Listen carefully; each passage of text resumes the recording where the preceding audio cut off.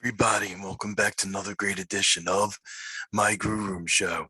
And for the Grue Rume Show today, I got a very cool guest, and he's an actor, and his name is Devon Kenzo Bennett, and he does martial arts and boxing. He's big into sports and dancing. He sings, he plays guitar, drum, piano. He has a podcast, and he's been in shows like The Mighty Ducks and Charmed and The Sinners and Kung Fu. So here we go. Okay, welcome to Grue, and thank you so much, buddy, for taking time out of your night coming on the show. Thank you so much for having me. It's awesome. Definitely, man, definitely. I'm looking forward to it. Absolutely. So like the first thing I want to start out asking you is probably typical question is what drew you to want to get involved with acting? Right. That's a good question, man. Yeah, honestly, it was a long time. Well, I always liked like movies and television and stuff, right? And I always was drawn to like just learning about people in general. And just like I always found myself when I was younger, like studying people, just the ways people act and the ways people are in just like regular life, right? Oh yeah.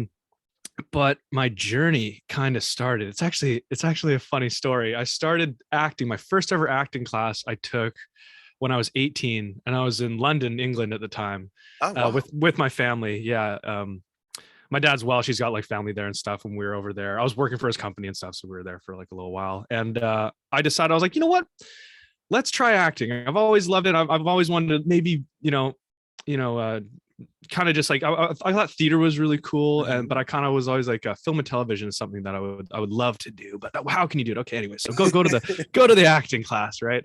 I don't know if you know, acting over there is like, it's very serious. There's a lot of really serious classes. So I go into this class. We sign up for this class, and it's like a week intensive. So we go to the first class. It's pretty chill. Everyone's kind of just getting to know each other, run through like a few exercises, things that I'm like very uncomfortable with because I've never done before. But it was nice to like break out of the barrier, right? Of like, what can I really do? And so they're like, okay, you're going to hit this next class, and you're going to learn this scene. And I'm like, I've never learned a scene before. I've never like done any acting before, but they're like, you're going to learn this scene, and you're going to have it prepared for next class. Okay. And I'm like, okay, so like whatever. I got a couple days. And so I have a couple days, and I'm preparing this scene, and there's this long monologue, and it's this guy, and he's talking to his therapist, and he's going through all this stuff, and he's having these dreams about these penguins melting, really weird, obscure stuff, but like decent, like good material. But like for me, I was like, I have no idea how to approach this. Anyways. So I learned the lines, and I'm like, okay, I have no idea what I'm expecting, right? So I get there, and there's literally like 40 people in this class, right? All sitting like in chairs everywhere, whatever. And at the very front of the class, there's a single chair, a camera facing the chair, and then a big TV that they're projecting. So everyone's going and doing their scenes, and everyone's watching it on TV. And so it goes like and a lot of the people were younger than I was at the time. They're like 14 maybe, but like unbelievable. Like I remember the first girl sat down and did her scene, and she was like, it was some fantasy scene for, I can't remember really what it was from, but she's like a pixie creature. And I just remember being like, whoa, that was like really good. And like, oh my God, like this is making me way more nervous. Right. So keeps going. Next person goes up, does their thing. Next person goes up, does their thing. And then they basically get to the end and go, okay, we don't have time for any more. We're going to be moving on to the next thing. And I'm like, the relief, like, okay, I got away with not having to do it. We're good. And then the teacher leaves the class, and then talking for a little bit, and we're all sitting there, and I'm like, the big release, the big weight off my shoulders. And then she comes back and goes, hey, actually we have time for one more. And I'm like sitting there like, not gonna happen. No way this is gonna be me, right? Goes to the list, choose a random name. And I was Devon Kenzo now, but I was going Devon Bennett by the time. This is my stage name, is Devon Kenzo, but Devon Bennett. And I'm like, oh no, you have got to be kidding me right now. Oh my God, that's so crazy. So I go up, dude. This is ridiculous. I go up, and I'm shaking, like I'm freaking out. But you know what? I actually I got the lines. And that's something like I'm really dyslexic, so I'm like terrible with reading and like cold reading, but I can remember. I feel like I'm good. My memory is really good, so I can like remember things. Oh, okay. I was freaking out, but I had the lines, and I do the scene, I'm like, oh, okay. And then I do the scene. I sit there and go, oh, okay, that feels great. And then here comes the critique. So the teacher looks at the class and goes, did that seem believable to anyone? Everyone goes at the same time, no. Put your hand up if there's any bit of real, if there's any God, are you serious? Anything good for you in that scene? Everyone goes, no hands go up. And I'm just destroyed. But in hindsight, I look back at that time as my first acting class when I'm 18, and I go, you know what? I think it made me so ready for the industry and so strong and like ready to be like, that was like the worst it could have possibly gone. And to be just reamed and just destroyed by like 40 people and critiquing and like, oh, and there was like no critiques because it was all just like, no, we can't critique it. It was so bad. Yeah. Oh my God. So yeah, and then that and then I was like, well, it can only get better from here, basically. And then yeah, that was the intro to acting. And wow. That was the first experience. Yeah. I probably would have broke down crying in front of the class and said, why don't you like me? What's wrong with you people? Oh, I gotta say, yeah, I was probably that close to crying. Like I was ruined. Like I was like, okay, this is not for me then, I guess. That would ruin anybody. I mean, jeez. Well, thank you for sympathizing. That's very nice. Well, yeah, definitely. I know if I was in your shoes right then and there with the teacher and the whole class basically shitting on your work, like I don't know, like I don't know if I would go back. I would be so traumatized, I think. No, for real. Yeah. I was like, I don't know. This is just a terrible. I mean, and then I went to the next class and we did a little scene and different teachers, and we worked on some stuff and that felt better, but I still had this like, okay, you got to start working. Like you're at the bottom level. This is the worst thing. And I'd never done it before. And what am I expecting? Going to be amazing at it? No, but I thought, I was pretty confident though. I was like, this would be pretty good, but I was freaking out, but I was like, I feel like it'll be okay. And I was like, well, you thought wrong, dude. So, yeah. Wow. Yeah. So after being traumatized by your acting class, like what was like your very first role you ever had? Yeah. Okay. Yeah. So flash forward, let's say, so 18, 19, 20, I came home, North Vancouver, Canada. And, I went to film school. I went to film school. So I went and studied at film school and, just trucked away at that. Went to this place called VFS. It's good experiences and bad experiences. Film school. Yeah. I don't know. I think it's, if I could go back in time, I'd probably take the money that you spend on film school and go to like night courses and workshops and just like you could do them forever with the amount of money that you're spending. Anyways, made really good connections and stuff like that. But weird things happened there too. Like I had these teachers and I had an agent at the time. So I got an agent when I got home, just got an agent, was like, I want to try this thing. She's like, you have a good look. Why don't we can do commercials and one-liners and stuff like that. And I was like, yeah, for sure. Like that sounds great. And then I went to film school. But it was weird. Like I went to my teachers and I was like, hey, I got an audition. Like, cause I got a first audition ever. And I went to my teachers and I was like, hey, I got to miss a day of school. And they were like, no, we don't think you're ready for the industry. And oh my God, you can't embarrass yourself because if you do that, these casting directors will never want to see you ever again. And I'm like looking back at that, like I'll sometimes tank an audition and maybe they won't call me for like a week, but then I'm back on the horse and it's all good. Or maybe it's not that. Maybe they're like, okay, that part wasn't for him, whatever. But that little bit of information, I was like, that was not good. So I said, no, I'm not. So I didn't go to this first audition ever. Right. Luckily, oh my God, thank God I booked things after that and went to tons of auditions or I would just be kicking myself. Right. But yeah. So first my first film ever, first thing ever that I ever got booked on actually was a commercial. I did a BMW commercial. Oh, sweet. Christmas BMW commercial. Yeah. Yeah, that was a good time. But my first ever film because I like my big thing is like I want to film and television. That's what I Mhm. work in now, and that's what I want to work on. And I still do commercials, and I love doing commercials. Good Oh, money. okay. But I worked on a Hallmark movie, actually. Oh, Yeah, really? yeah, I worked on a Hallmark movie, and it was a Christmas movie, as per usual. And my line was, "Hey guys, it's midnight. It's Christmas." So I got to say in the Christmas movie, like, it's Christmas. I was like, this is awesome. So then I go and we shoot that, and it's my first time on set, and they're calling rehearsal, and I'm like sitting there, and they're like, "Yeah, that means you, dude." And I'm like, "Oh, like, first teams." I'm like, that means you." Like, it's funny because like going through film school and work, no one teaches you how to like act and how to operate on set. They just teach you how to act. They don't tell you like, go check in with the AD and like go to the trailer and sign in and get in wardrobe, go to hair and make, get the shuttle from Crew Park, like all these things that nobody teaches you these things. I don't know any. I parked at set, and they were like, "Dude, no, you were supposed to like go to Crew Park, and then they'll bring you to circus or whatever." And so I'm there, and they're like, "Ah, it's fine, whatever. Like, it's all good." So, anyways, I do the scene, really great, my first thing ever. I'm all stoked for the demo reel and all that stuff coming out. Yeah. And then edit it out, so didn't even use me. I Oh, still have the credit. I still no. have the credit. So, but so then after that, I worked on let me remember here. What was it? It might have. Oh, it was Charmed. I worked on Charmed. CW Charmed. Nice, Yeah. nice. So I got a role in there as a what was my name? Was it Kyle or Lucas or something? Classic frat boy. Oh, Trevor. It was frat boy Trevor.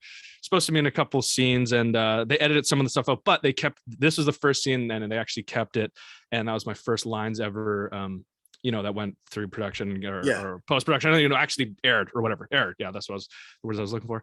Yeah, and it was just like this scene. I run up and I'm like, "Yo, remember that art installation on the quad? The statues keep showing up in Chuck's room, dude. This Banks we got is legit." Like this whole monologue. But that was crazy because like that was the first time I'd ever been on like because the Hallmark was in like just a convenience store type thingy. Oh, all right. But that was the first time I ever been on like a real kind of like serious set. Like it was fully like Alpha Beta Kappa, like frat house. There was like like an ice beer bong luge that this dude was like hitting, and like people like tons of like so many extras, and a few people that I actually went to film school with, a few people in my acting class were like some of the extras, and they're like, "Oh, you." And then I went and said my line. They're like, "Wait, you're a part of this?" I'm like, they're like, "I thought you was an extra or whatever." And I was like, "No, like I booked a role or whatever." So, and that one made it. So that was my first. That's when I qualify as my first ever role that actually aired. And that was a good one. Wow. That was a fun time. And that was a while ago. That was oh man, 20 probably like 2018, I think. Actually. Okay. Yeah. So actually not too long ago, but yeah. But I haven't been in the industry for too long. Like I say I've been acting for like 8 years, but seriously, like, from 2019, like 5-6 years, really getting into it. Yeah. Now the Charms, that was actually filmed in a frat house. Like your scene was actually filmed in a frat house, or was it part of the CW studio? Yeah, no studio. No, it wasn't a studio. It was actually the UBC campus out here. Oh, really? Yeah. So it was like, it was part of the UBC campus in one of the old buildings they have there. And so it was like, it wasn't really, it's like a school. But then they decked it out to be like a frat house, basically. Oh, okay. But it was really cool because they were doing a lot of effects or special effects on the day, and like there was these statues of people, and people were getting like frozen and all this, and all this stuff that they added later to it was like pretty cool to actually watch. Oh wow. Yeah, that was a cool one. So that was like, I call that was my first one because the other one doesn't really count.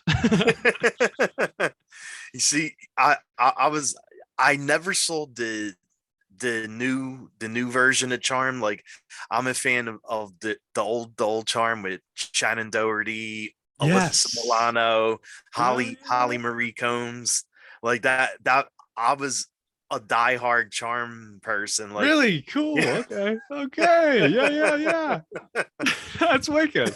Yeah, the new show. Have you ever checked it out? It's totally it's totally different for sure. It's got a different vibe, but the original, definitely is very cool with all They're all witches and stuff, right? So, Yeah, exactly. It's like three witches. Then yeah, the OG one. Yeah, I yes. wish I was part of that, but not quite old enough. You know. Cool. And you, besides Charm, like I saw you got to be on a couple other television shows too, and Yes. one of them you played Tyler in the Sinners. Yeah, that's cool. You know that. That's awesome. That was Thank you for bringing that up. That was like my favorite thing ever, to be honest. Yeah, like, really. well, actually, I was on set yesterday and I was working on Dead Boy Detectives. I don't know if you've heard of it, which was actually really fun. I played this stoner surfer dude character, right? And I had and it was funny. There was like this funny outfit. It was like a Hawaiian shirt and all this stuff. But then they put me in like the turtleneck with the Mexican hoodie, like Spicoli from Fast Times, right? Yes. And they gave me this prosthetic foot, and it was super fun. It was super fun. So I was just bringing up like a really fun time that happened. Thank you for bringing that up, because that was the best time ever. It was like really? It started as like an indie film, or it is an indie film, right? And it was like low, medium-ish budget, like pretty good though. Okay. And basically one of my good friends, or one of my partner's really good friend that she worked with on Chilling Adventures of Sabrina and stuff. They worked on like a bunch of stuff together. That's another show I used to love. Yeah, it's a good one. Yeah. OG. But her sister is the writer director, one of the producers of that film that they were creating, right? And they said, hey, maybe you want to audition for this film. I was like, absolutely, sounds great. So I played this cool kid, Tyler. Yeah. And the audition, he's smoking a cigarette and they're talking about this stuff. And he's basically the supporting character. He's the lead's boyfriend's best friend, basically. Okay. But then she like dumps him and she becomes like a lesbian and stuff. Like it's a crazy story. It's a good movie. It's a really great movie. Yeah. Check it out. But that was such a good time because I was like, I just met so many awesome people. I got to meet Dylan Playfair was playing the Kit, I think his character's name was, and then Jen Araki, his wife now. They literally just got engaged like when we were, and I was like, congratulations. Really? Yeah, and they're the nicest people ever. Literally the nicest people ever. Like super cool. And then I got to meet like Alex Polovic and stuff. Really cool guy. Bunch of really cool connections that I made throughout that film. That like people who are some of the people, one of the grips, and like one of the we're now like really good friends and stuff. So that was one of the most fun like I've ever had on set, and it just opened up like so much opportunity. Like I got a sweet demo reel out of it. I met really cool people. Had an awesome time, and to this day it was like one of them, because on some of the other things like Charmed, like it's like perfect, like the writing, you like the script supervisor comes over, if you say like one word wrong, it was like, hey, like you need to, you're saying is or it's like whatever, right? Like so minuscule, like this needs to be perfect. But with that, it was so much creative freedom, and there were so many people who were like kind of direct. She was the main director, but then everyone else was kind of like helping and moving. It was really fun seeing how the machine worked, and I just got so much freedom. Like they the day of they switched a few lines and then wrote me in some stuff, and they're like, just play with it. So I got to just like play and unfortunately one of the scenes before, a couple of the scenes got cut up, but one of them, my favorite scene, got to stay. Good. When he comes over and he's looking for his girlfriend, and then one of the girls is like, oh, don't you mean Tori's girlfriend, insinuating that his girlfriend's a lesbian and is cheating on him with this girl. And then I come over and I'm like, see, man, I told you she was a bin licker. Like this thing. And it's just like, he's such a dick. And and then it was so cool because I remember Dylan looked at me and he's like, what the fuck, man? And he like, why do you guys say that? And like walked away. And then I had this moment where I'm like, what? Oh, dude. And then I'm there with like my girlfriend or whatever. Kaya was her name. I can't remember what her name in the movie was. Really, everyone was super nice. And I'm like, hanging over there. And I'm like, oh, whatever. And she's like really smooth. And then she walks away. And then there was this one shot they didn't use where I'm just standing there with a beer. And I'm like, fuck. And then I like drink the beer and like, whatever. But it was fun because I got to play in this world, right? And I got to just do whatever I wanted, which was like, it was just so much fun. And I find there's a lot of there's a little bit of restraints on like what you can do. But like yesterday, the scene kind of ended, and then he's talking about like, he's like, oh, this is the line was like, this is the 9th one that's washed ashore this month. He's holding like a foot, and he's like, where are they even coming from, man? And he's like, oh, but don't get too close or the evil seagull's gonna get you. And the kid's just like, so then it goes to the kid, they're British lads, the nicest people ever. And he was like, wait a tick, an evil seagull. And I'm like, and then it ended, and it was supposed to be a quick cut, but I went like, yeah.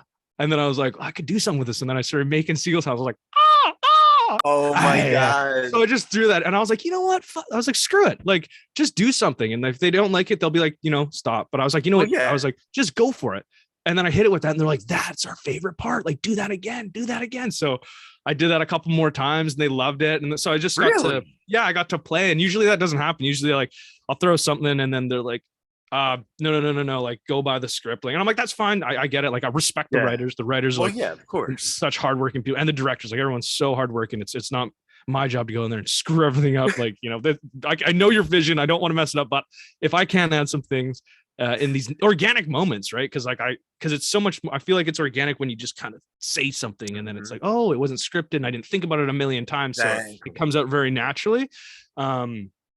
Yeah, so that was really cool. So yeah, that was a cool. Thanks for bringing that one up. That was a while ago, and that's still like my favorite time. Like I've had lots of fun on set. I've had lots of fun. Met a lot of really cool people. But that was like, I was there for a bunch of days and got to hang out with everybody, and then everyone was kind of staying at the same hotel, so we all kind of like partied a little bit together and had a good time. So yeah, that was one of my favorite ones. Yeah, that's cool. That's really cool, man. Yeah. I always love hearing that when you can actually go on set and like tweak it a little bit, like put your own words in it, or even come up with a totally different line that wasn't in there. Like, I don't know if you ever saw, like, it's like an old 80s film. They live. Oh yes. Yeah. With the aliens and the pro wrestler. Rowdy Piper stars in it. Dude. Well, I remember I was like reading an interview that Rowdy Piper did, and he was saying John Carpenter, the one who made it, and he made Halloween, of course, right? And he had this line written down, and Rowdy Piper said he looked at the line and actually went up to John Carpenter and told him, this line is crap. I want to do my own line. And Piper was the one who actually came up with that classic line, and John Carpenter loved it. And that's like the famous line from the movie where he's walking in with the sunglasses with the shotgun, and he's like, I came here to chew bubble gum and kick ass. Bubble gum. Like, that was actually him. Get out of here. Came up with that, and it wasn't John Carpenter. It was actually Rowdy Piper that came up with that. That's so cool. I did not know that. It's so weird that you bring that up, actually, because I was talking about this movie literally the other day. Oh, really? Like, get out. Because one of our friends was wearing like an Obey shirt, and I'm like, you ever seen that movie They Live? And he puts on the glasses and he sees through everything. He sees the aliens. Yes. That's trippy that you brought that up, dude. Because I was literally talking to my roommates about that like 2 days ago, like literally. Oh my! And God, I haven't seen that movie funny. in a long time, dude. So that's really. What kind of coincidence? I know. That's crazy, cool. Isn't it? Yeah, that's awesome, man. That's awesome. And I see you also do martial arts. And did you have to do any of the martial arts when you were in the television series Kung Fu? No, that would be really cool. I was a dude that they met who this basically this guy gets shot. And I'm like the dude who like basically witnessed the cop killing him, and then that leads to like this big protest that starts happening, and it's kind of like a it's the kid who gets shot is actually this black kid, right? And then it turns to like this BLM kind of protest. That's what it turns into, right? And I'm the dude who kind of like saw the whole thing, and I got to. That would have been awesome though, because yes, I am trained in martial arts. I trained for 6 years. Really? Kickboxing, Muay Thai, a little bit of jiu-jitsu. Wasn't that good at jiu-jitsu. Wasn't that good at Muay Thai. Was good at kickboxing, and then a lot of boxing. Did boxing for a lot of years. And then I kind of I've been talking to people about it, and like, yeah, they're like, but stage combat is like way different, man. Like you're just swinging past and all this stuff. Like you'll have good form, but it's way different. But unfortunately, no. That would have been really cool though. But it was awesome. Like I met the two leads in that show, Eddie and Olivia. Okay. Again, I just meet the nicest people. I swear to God. And they're like, you're just hitting it. You're just killing it, man.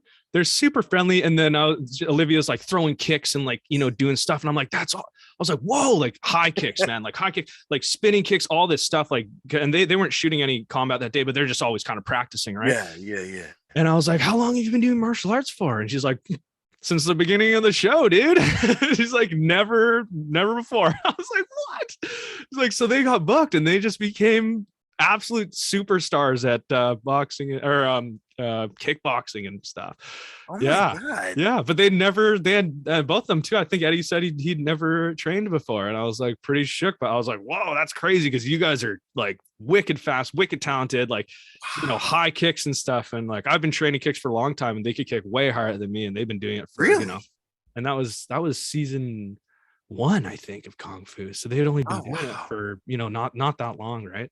Yeah, that was really cool. But that would be awesome. Yeah. That's crazy. Like they just came on the set, and they learned how to do like martial arts training. Like they, in like the year that they did it, like they probably outbeat like the people that had done it for years. Like that's crazy. That's right, man. Yeah, it was I know. I was like, okay, no, you're like trained, like you're definitely trained. Like seeing them like kick and their choreo, but also just like throwing like a 1-2, a little bit of like moving out of the way, and then like kicks. I was like, okay, like you guys move like fighters. Like that's really cool. But they were like, no, this is like, we just learned for the.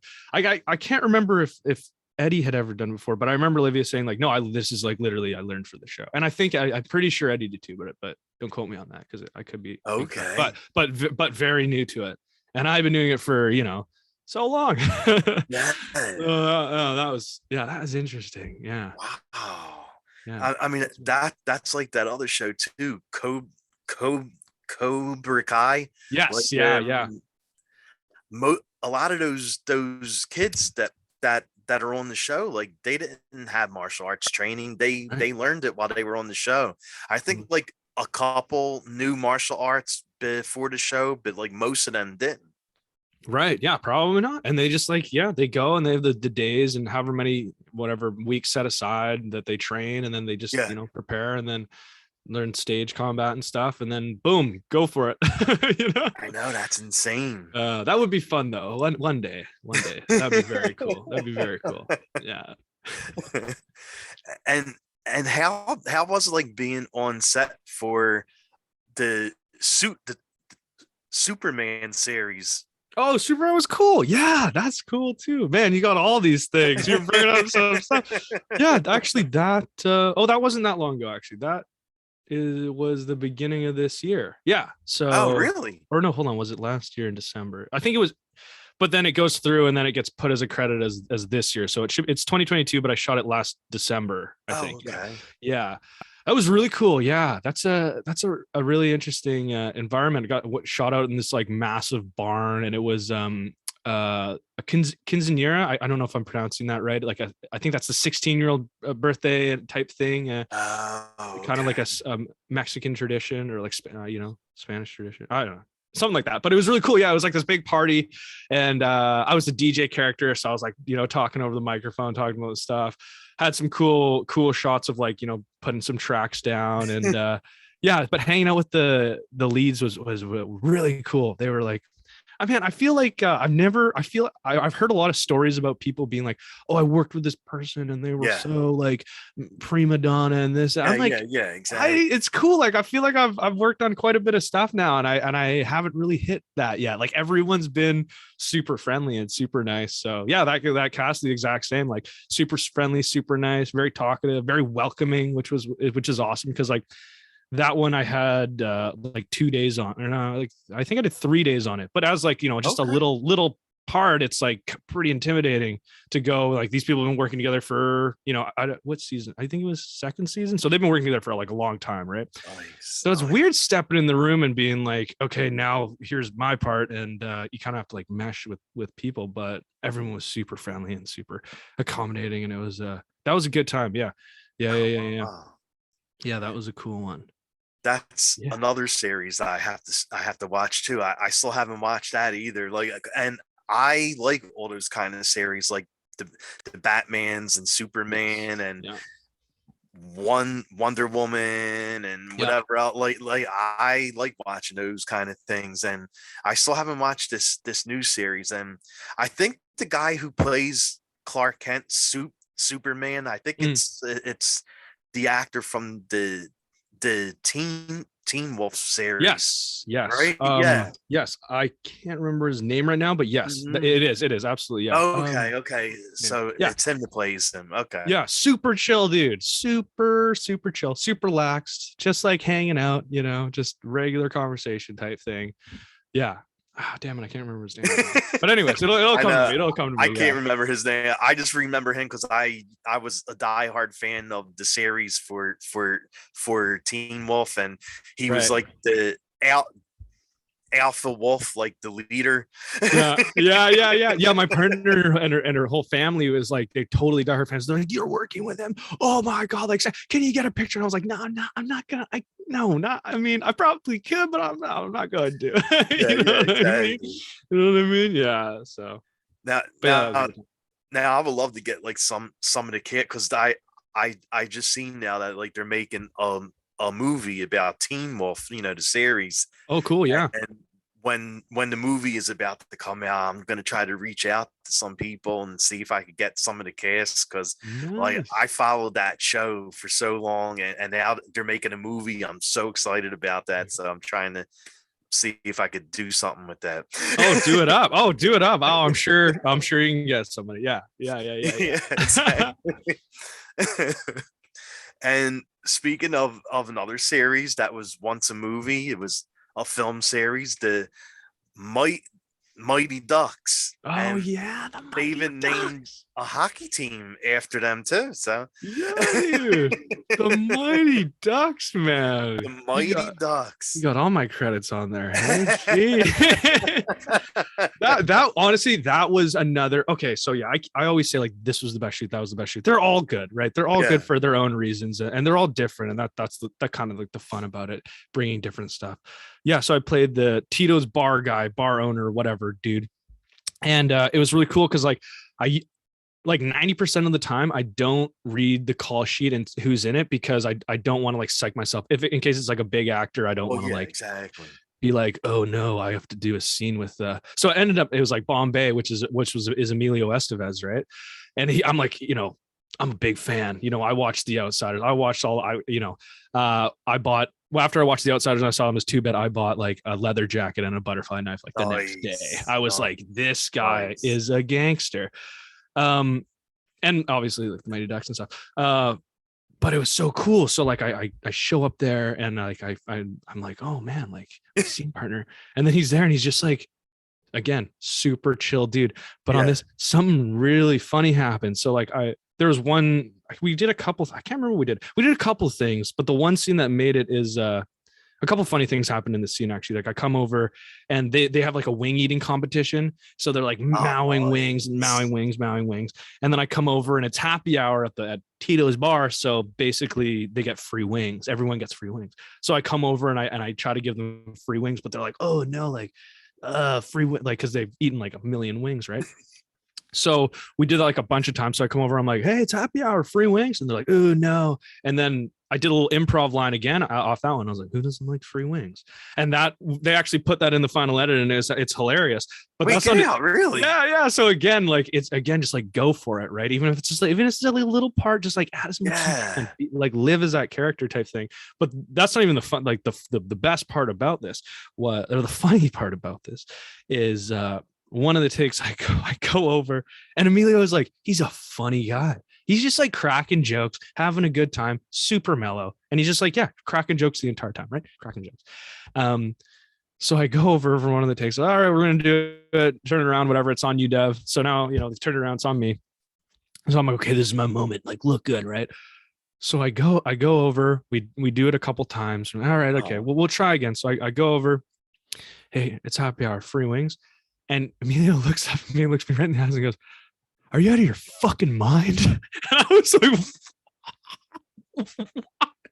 Oh my God. I just go, and then I go off cut. I just start absolutely I'm just laughing my ass off. Like, what just happened? And that like can't go bloopers. This is like Disney show, dude. Like that's nowhere. He was just doing it just to get a crack at me, right?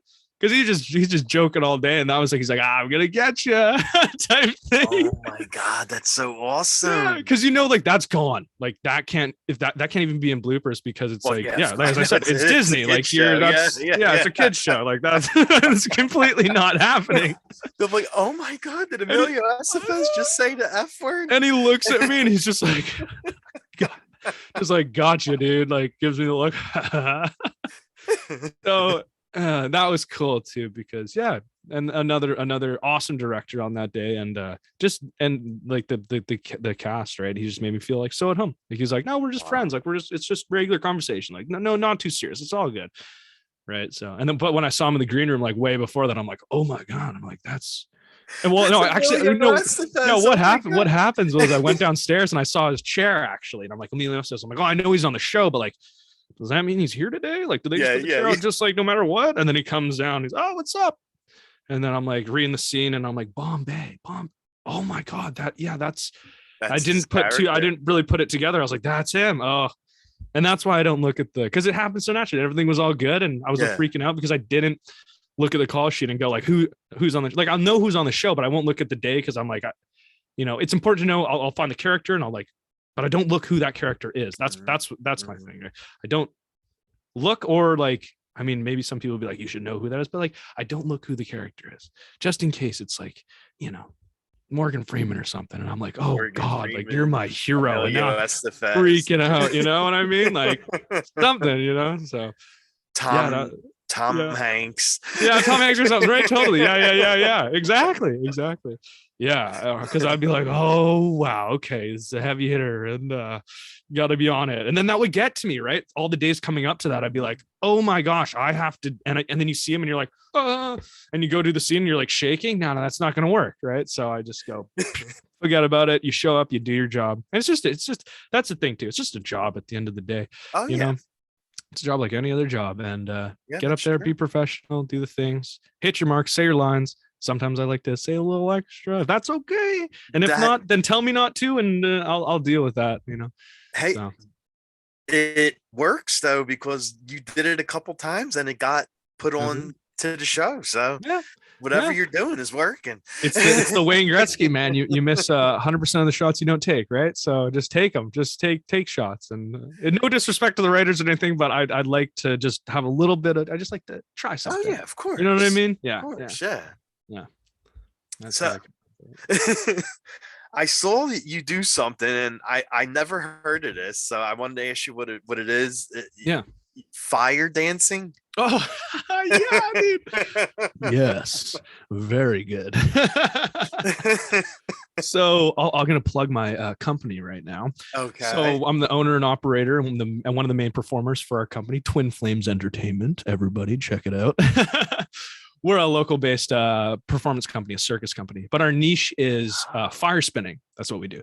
We do fire spinning. So we do. I'm an actor. I'm also a circus performer, and so we partner run our company. Yeah, Twin Flames Entertainment. We work with a couple other plugs here. NZR Productions, Circus West. Check them out if you're in Vancouver, Canada. We're lovely companies. Yeah, we all kind of work together, and we do fire shows. So.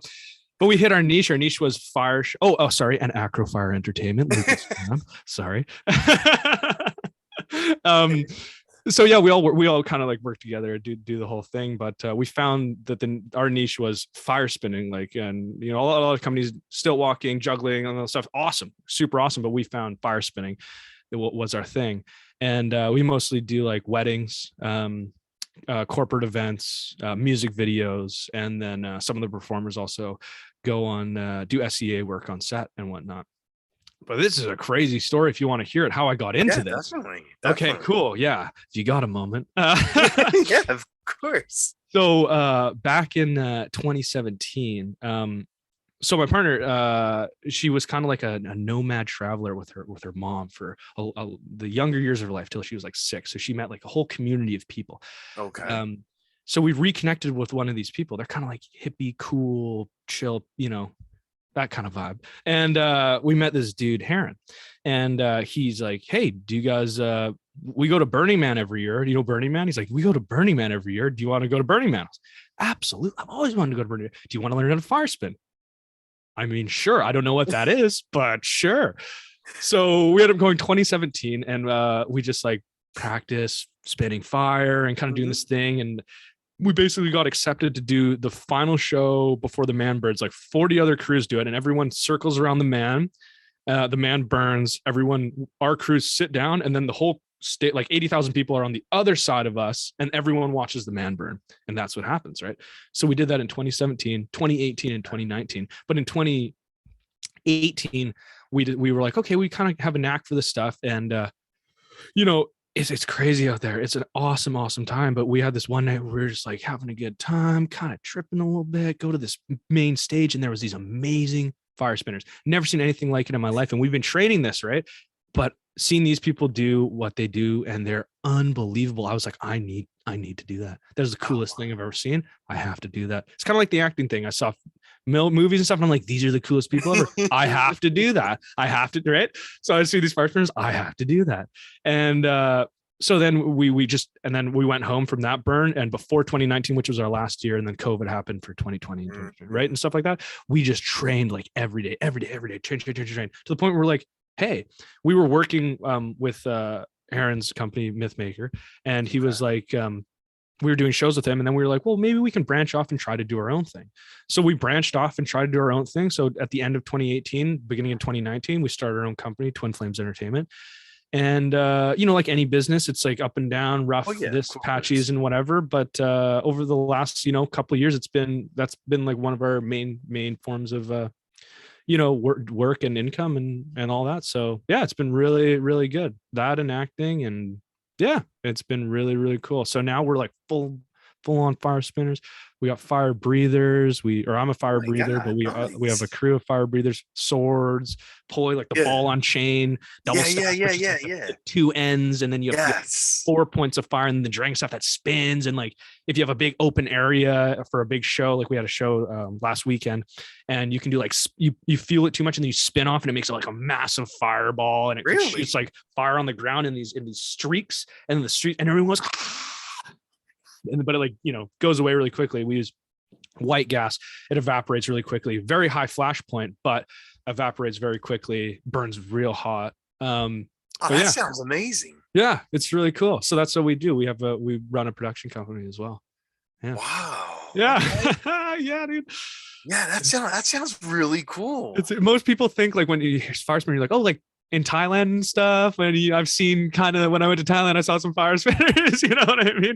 That's kind of where people's mind goes. But no, we do it in a very different sense. Very, we do obviously do it for fun and do like lots of like festivals and events, but we've found like the niches, like if we go a little bit more corporate and weddings is kind of where the lots of events are, and like good. Man, yeah. Sweet. Yeah, that definitely sounds fun. Okay. Yeah. It's cool, man. Thank you for asking about that. That's awesome. Yeah. And you also do your own podcast too, right? That's correct. Yeah. Here, I'll plug it right now. Shout out Impact Podcast. Me and my dad. Yeah. So I go by Devon. Dad does it with you. My father. Yeah. So really? I go by Devon Kenzo now, just as my stage name. I've started using it for a lot of things. And I thought like, Kenzo's a very Japanese name, and Devon's like a very kind of like white or like African American name, right? Like Devon, it's with an O, so it's like Devon. Yeah. Devon. So like I found like I was making tags like Instagram, and it's like no one else has that name, so I have like the Devon Kenzo. It's not Devon Kenzo 1. So I was like, okay, that's kind of a unique thing, right? So then I made it like my stage name, and then casting directors are like, "Oh, you're Japanese," and they know right away. Okay, he's Japanese. Okay, yeah, whatever. So I started using that. But anyways, I'm Devon Kenzo, but my father, Nigel Bennett, we do the podcast together. Yeah, so it's like a father son podcast. Yeah, yeah, man. Wow, that's really cool. Yeah, it's cool. It's cool. What kind of stuff do you do for the podcast? Yeah, so we do like all sorts of stuff, but we wanted to go, and what we've done most of is environmental stuff. So my father runs an environmental company. Oh, okay. Another plug, AquaGuard oil skimmers. If you ever need an oil skimmer. Because lots of people know. Hey, you never know. You never know if you work with the government, or you work with like a big company and you need an oil skimmer. AquaGuard oil spill response, the best oil skimmers in the game, 98% cleanup rate. I worked for them for a lot of years. But yeah, no, my dad's an absolute beautiful specimen. An amazing guy. He just so cool. Like he changed his whole life, his whole perspective on life. Like he's kind of a very serious businessman trying to build a business. He would, go on long trips when we were kids. It'd be like us and my mom, and there'd be times where like, okay, guys, like, I don't know if we're going to make ends meet, and like, but we're always going to be a family. If we we had a little, they bought their first house up on McNair in North Van, and they rented out all the rooms, a ton of tents and stuff. But it was like, who knows if this thing is going to work. My dad also chasing his dream, me chasing my dream as a fire spinner, chasing my dream as an actor. He was doing the same thing, but at a younger age. Or he started when he was 18, so like very similar age actually. So he's very kind of like corporate business guy. But then one day he went to this business conference. Here, this is a random side story, a little bit of a tangent, but I'm going to share it with you because it's very impactful in my life. Okay, yeah. And that's the podcast called Impact Podcast. Yeah. And it was really cool. So he was like, he met this lady at this conference who was talking about her time in the Amazon rainforest of Ecuador, and how they met the natives who are called the Ashwar people, and how they did this sacred ceremony with ayahuasca, and how it like changed like her whole life, and how she had like spiritual awakening and all this stuff. So he ran up to her and was like, I need to come on this trip. And my dad's like, sorry, Lynn Twist. Her name is Lynn Twist. Author of The Soul of Money, a bunch of other stuff. Amazing lady. Runs up to her and is like, I need to come on this trip, but I need to bring my whole family. And she's like, no, usually we don't, really do families. He's like, no, I need to bring my family. So we went there. And when I was 14, and they do ceremonies from when they're like 12. Right. So I was like way old enough to do a ceremony. And so they asked, like, do you want to take part in the ceremony? I was like, okay, sure. Well, let's go for it. So me and my whole family, my mom, my dad, my brother, my sister didn't take part in the ceremony, but we all did. And they say that the mother ayahuasca has a harsh effect on people who are older, or like an intense effect on people who are older, because you have lots of mental baggage. But if somebody who's so young, who hasn't been through all those things, or if you have been through traumatic events, but I've had a good life at that point, and there's nothing I was kind of a little bit of a rebel, and it kind of straightened me out a little bit.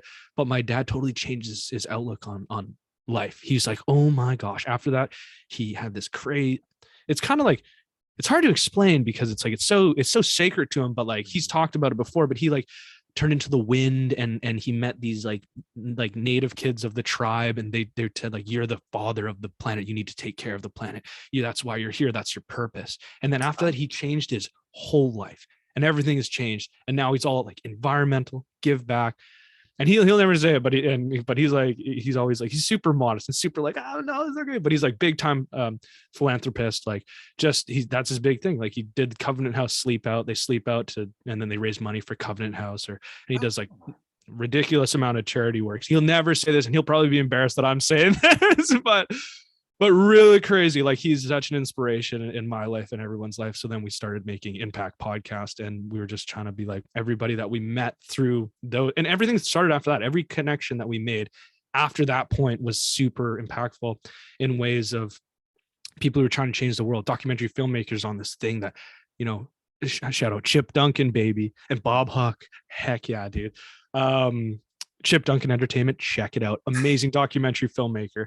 But he like documentaries that have changed the world. Salim Amin, Muhammad Amin, his father, legendary. Okay. So many crazy connections happened after that. So we decided like, hey, well, why don't we make a podcast and we can interview these people, all these awesome people that we've met, and share the stories that they've shared to us. Cause I feel like I've learned so much and it changed my life from being like this rebel kid and kind of finding my way in this universe, right? And I was like, I think people who are going through similar things need to hear this. So Yeah. that's kind of long story, not very short. That's how that happened. Oh no, that's awesome. No, that's Yeah. awesome. I like that. Yeah. Wow. Okay. Yeah. Thank you for letting me share that. That's really Yeah, cool. definitely. Yeah. And what kind of songs do you like listening to? Because I see that you play everything. Like I saw guitar, piano, drums, and you also sing. So That's epic, man. That's you're epic. I'm not very good definitely into singer. music. I definitely I love music.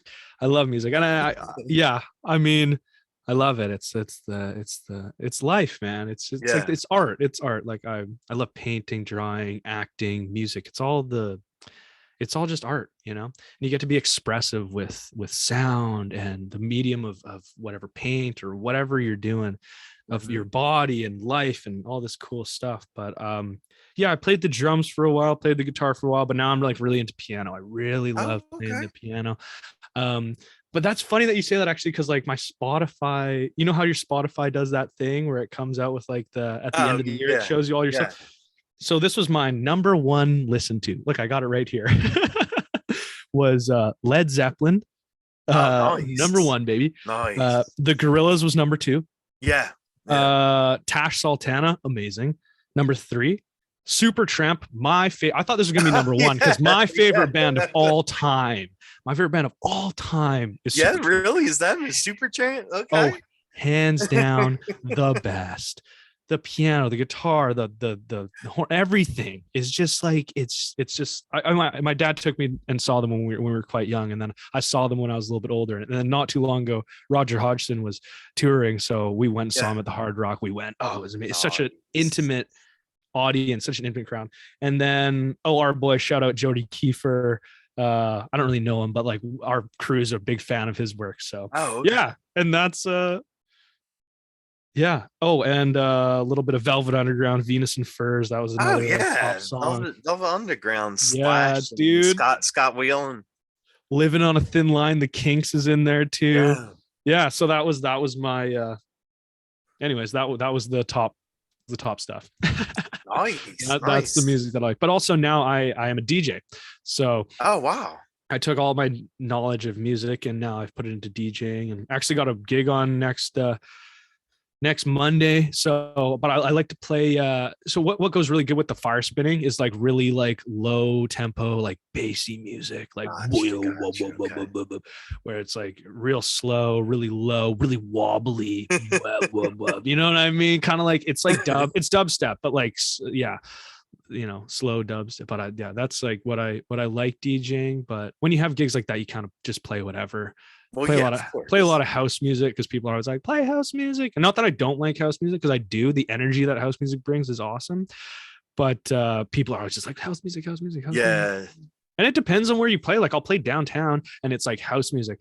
You play on Vancouver Island, it's like low tempo, like dub, low, wobbly, dark, kind of cool. Yeah, it's really good for flowing because you can anticipate the beats and it's all very structured. Like all the songs are built from like 4 to 8 bars, which is like every song ever, but like they're very like to that structure. But then I'll go to like North Van and it's like play like Taylor Swift and play like not that that's not no hate. T Swift is the lady, but yeah, no, it's just different. It's just different that I'm not used to. So yeah, Taylor Swift's the one charging like $5,000 a ticket now, right? Yes. Well, you know what? Maybe screw her then. Yeah. But yeah, that's and I always like to end my show with something that I love, and I always ask my guests this: what horror movies do you like to watch if you're a fan of horror? Oh man, okay. So some of the best, and honestly, yeah, some of the best movies are horror movies, and some that I saw recently. And it's so crazy. Like I wish they used the same like kind of formula and cinematography in like not a horror movie, because they're like so. But the recent ones that I really like, and it's like thriller horror. But have you seen Midsummers? Oh yeah, of Oh course. God, Of course, yeah. so creepy, It dude. is. It is. So It's a very so good. creepy movie. It So is. good. But my favorite one of all, or well, so no, it's so hard because like obviously like the classic Halloween and Chucky, of course. You can't like come on, let's go. But Hereditary. Did you ever see Hereditary? Yes. Yes. Okay, so that just in all aspects of that was just so scary, so creepy when he's in bed and then there's that story that he woke up one night and his mom had poured gasoline on him and then she's standing there with a match and they're going through that flashback and she's like, why are you trying to kill me? And it flashes all those things and then he's on fire and then it's like, it's not actually happening and all that stuff. Yeah, that I think that for more newer modern-y things, I guess it's not that new, it's kind of old now. I mean, it's kind of old now, but like that was, I just thought that was amazing. And how they zoom in and it's like, oh, is it a dollhouse? Is it a dollhouse? Oh my God, no, it's in his bedroom. It's, and I was like, oh, just the concepts of like what they're doing, I thought was so cool. So that really, yeah, that one. Hereditary. Okay. Watch it if you haven't seen it, guys. It's scary as hell. It's a very creepy film. It It's is. so Like, yeah. like Like the Halloweens and Chuckies and all that are slashers. So yes, yeah, it's just basically like gore and killing. yeah, totally. something Texas Chainsaw Massacre. Yeah, and stuff. Texas I Chainsaw I love that one too. That's Massacre, obviously Jason like and Freddy and yes, yeah, the Hills of Eyes and stuff. Like, Yes. yeah, those are a little different, but like those ones are like the classic. Yeah, Jason and Freddy and stuff. yeah. I mean, you can't forget Stephen King's It either. Oh, Pennywise. of course. Oh, okay, come on. Yeah. So yeah, again, another. Yeah, really. Yeah. No, you're right. Yeah, it's so good. Yeah, it was really good. I actually really the first one. I really liked it. Yeah. Definitely. Awesome. And is there anything coming up for you that you want to plug? Like anything you're going to be in that you're allowed to talk about? Yeah, sure. I mean, yeah, check out Dead Boy Detectives season. I think it's the beginning of season 3, or it could be season 2. The first episode of the newest thing that's coming out. Check it out. I'll be in that. I will be the dead surfer dude, and he's grooving. He looks like Spicoli. He's holding some stuff. I won't give up too much information on that. Well, yeah, of course. I may have already given up too much information. It's maybe breaching my NDA, but we're not going to tell anybody about that. No, I'm kidding. No, I'm just kidding. That's all fair game. We can definitely talk a little bit about that. So yeah, check out that show. And other than that, yeah, I mean, you'll see me in a Canadian Tire commercial skateboarding probably. You know, I was the main hero character, and those are 2 of the things that will be coming out soon. So other than that, not too much, man. I'm going to Mexico pretty soon. I mean, no one really cares, but also I'm going to Mexico. Okay.